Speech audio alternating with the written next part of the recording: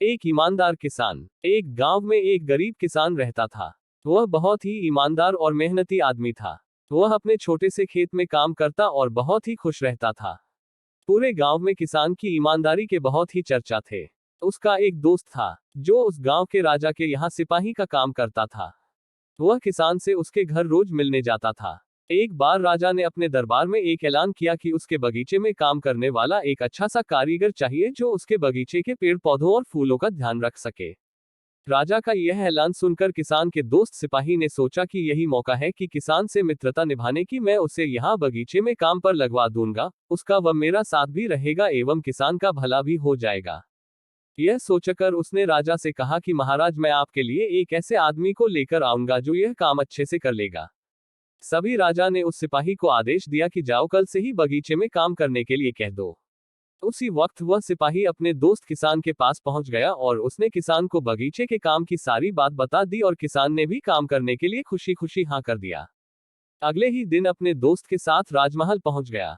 सिपाही उसे राजा के सामने लेकर गया और राजा ने उस किसान को बगीचे की पूरी देखभाल का काम सौंप दिया। राजा ने कहा, तुम अगर पूरी ईमानदारी के साथ काम करोगे तो तुम्हें 50 सोने की मुद्राएं हर महीने दूंगा। किसान खुशी खुशी बगीचे में काम करने के लिए हाँ कर देता है और वह उसी वक्त बगीचे में काम करने लगा। किसान बगीचे में बहुत दिल लगाकर काम करता था। कुछ दिन बीत गए, किसान ने बगीचे को बहुत सुंदर व हरा भरा बना दिया। राजा को उसका काम बहुत पसंद आया। एक दिन किसान बगीचे में कुछ खुदाई कर रहा था, तो उसने जमीन के नीचे कुछ महसूस किया। तो उसने खुदाई की तो देखा वहां नीचे एक बड़ी सी संदूक थी।